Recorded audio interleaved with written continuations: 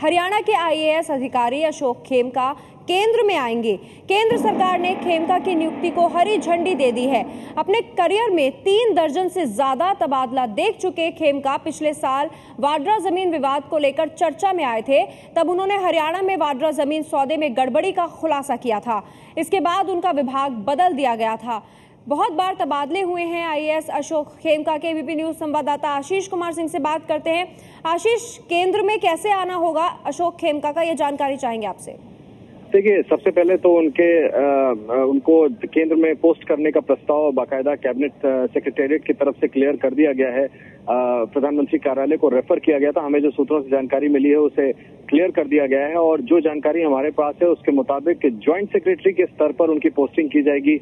केंद्र में कौन सा डिपार्टमेंट होगा उनका, वो तय होना अभी बाकी है, लेकिन निश्चित तौर पर स्टेट और सेंटर के बीच मुझे लगता है इसको लेकर के विवाद भी होगा। कैसे उनकी रिलीविंग होगी, हरियाणा सरकार उनको रिलीव करती है नहीं करती है, इस पोस्टिंग के लिए राजी होती है नहीं होती है, देखना दिलचस्प होगा आगे चल के। लेकिन जो संगीन आरोप उन्होंने रॉबर्ट वाड्रा पर लगाए थे उसको लेकर के काफी खबरों में रहे थे और अब उनकी पोस्टिंग बाकायदा मोदी सरकार ने, नई सरकार ने केंद्र में कर दी है और इसकी स्वीकृति भी कैबिनेट सेक्रेटेरिएट की तरफ से दे दी गई है। जैसा मैंने आपको कहा कि अब ये सिर्फ तय होना बाकी है कि वो ज्वाइंट सेक्रेटरी के स्तर पर तो आएंगे, लेकिन उनकी पोस्टिंग कहाँ होगी ये भी निर्णय होना बाकी है। बिल्कुल, तो वाड्रा जमीन सौदे के बाद विवाद में फंस गए थे अशोक खेमका और उनका तबादला कर दिया गया था। इससे पहले भी कई तबादले देख चुके हैं अशोक खेमका। आशीष, जब तक रॉबर्ट वाड्रा का विवाद नहीं आया था उससे पहले काफी साफ सुथरी छवि वाले आईएएस अधिकारी माना जाता है अशोक खेमका को। इसी वजह से उनका कहना था कि उनके लगातार तबादले हुए, लेकिन जैसे ही रॉबर्ट वाड्रा जमीन विवाद उन्होंने मुद्दा उठाया उसके बाद से उन पर काफी आरोप लगने शुरू हो गए थे।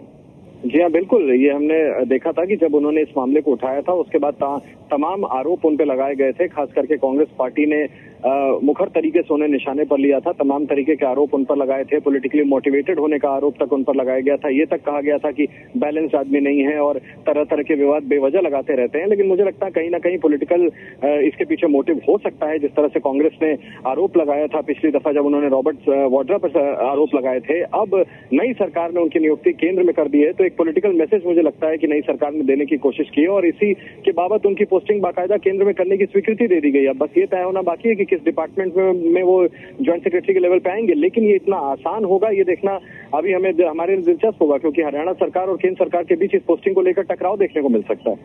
जी, शुक्रिया आशीष आपका इस जानकारी के लिए। कौन है अशोक खेमका, ये बताते हैं अपने दर्शकों को। वाड्रा जमीन सौदे के दौरान वो चर्चा में आए थे, लेकिन वो एक आईएएस अधिकारी हैं। उन्होंने सवाल उठाए थे जो जमीन सौदा किया था वाड्रा ने हरियाणा में, उस पर ईमानदार अफसर माने जाते हैं अशोक खेमका। हरियाणा में पुरातत्व विभाग में डीजी हैं फिलहाल अशोक खेमका और अब इन्हें केंद्र में लाने की तैयारी हो रही है।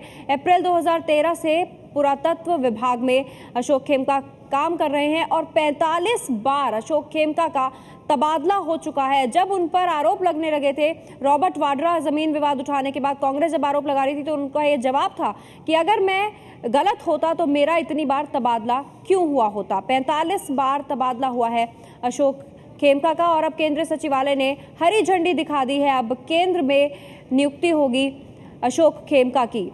आईएएस अशोक खेमका अब केंद्र में आएंगे। वाड्रा जमीन सौदे के दौरान चर्चा में आए थे। जमीन बिक्री में गड़बड़ी का खुलासा किया था अशोक खेमका ने।